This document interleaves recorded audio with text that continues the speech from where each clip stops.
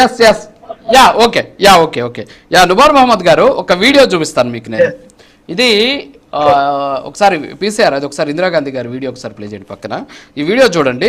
Yes ఇప్పుడు ఎగ్జాక్ట్గా ఏదైతే చిన్నపరెడ్డి గారు అడుగుతున్నారో, ఇందాక పేర్ని నాని గారు మాట్లాడారో, వీటన్నిటికీ కూడా సిమిలర్ ఉండేటటువంటి అంశం ఇది. సో ఇందిరాగాంధీ గారు ఎప్పుడైతే ఇంధనాలకు సంబంధించి జాతీయ ఇంధనంలో ఇబ్బందులు ఉన్నాయనేటువంటి అంశంలో సందర్భంగా ఆమె అప్పట్లో పిలుపునిచ్చారనమాట ఆయిల్కి సంబంధించి.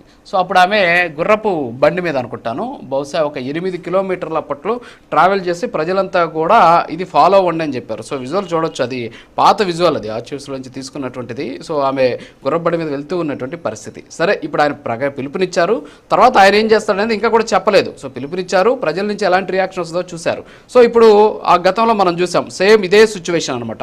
అప్పుడు ఇంధనానికి సంబంధించినటువంటి అత్యవసర పరిస్థితి ఏర్పడింది దేశంలో. ఆ సందర్భంలో ఆమె చేసి చూపించింది దాదాపు 8 కిలోమీటర్లు ఆమె పార్లమెంట్కి వెళ్ళినటువంటి పరిస్థితి. సో ఇప్పుడు ఏంటి మోడీ గారు కూడా ఇలా చేయాలి అనేటటువంటి వాదన వ్యక్తమవుతూ ఉన్నటువంటి సందర్భంలో సో ఈ వీడియోని చూసి ఏమంటారు మీరు, ఏంటి ఎలా రియాక్ట్ అవుతారు?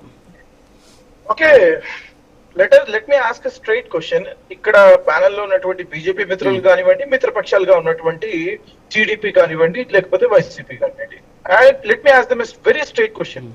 Under the leadership of madam Indira Gandhi గారు, iron lady of India, what was the dollar rate, dollar to rupee rate? Do they have an answer are let me answer? వాళ్ళ దగ్గర ఆన్సర్ లేకపోతే నేను చెప్తున్నాను. It was 7.54 rupees.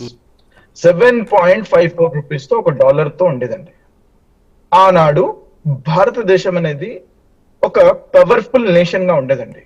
Madam Indira Gandhi గారు ఒక్కసారి అమెరికాకి పోయినప్పుడు అక్కడ ఉన్నటువంటి ప్రెసిడెంట్ రొనాల్డ్ రేగన్ ఏ రకమైన రెస్పాన్స్ ఇచ్చారో మీరు ఒక్కసారి చూడండి. ఏ రకంగా అయితే బంగ్లాదేశ్ ని ఈస్ట్ పాకిస్తాన్ అని చెప్పేటువంటి బంగ్లాదేశ్ ని వేరు చేసేసి పర్మనెంట్ సొల్యూషన్ తీసారో ఒక్కసారి మీరు చూడండి. That was the power of India. That was what India was made for. What are we doing today?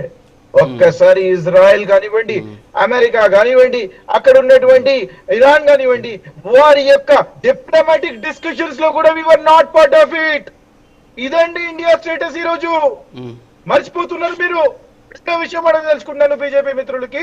చాలా మీరు మాట్లాడిన దాంట్లో ఎక్కడ కూడా పసలేదు. I'm sorry, there was no meaning at all. కానీ let me ask you a straight question.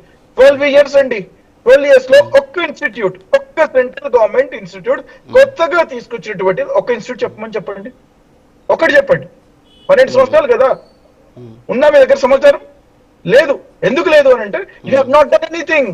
మీరు ఏదైతే గోల్డ్ గురించి మాట్లాడుతున్నారో, పెట్రోల్ గురించి, క్రూడ్ ఆయిల్ గురించి మాట్లాడుతున్నారో, నేను ఓన్లీ రెండింటి గురించి మాట్లాడుతున్నాను.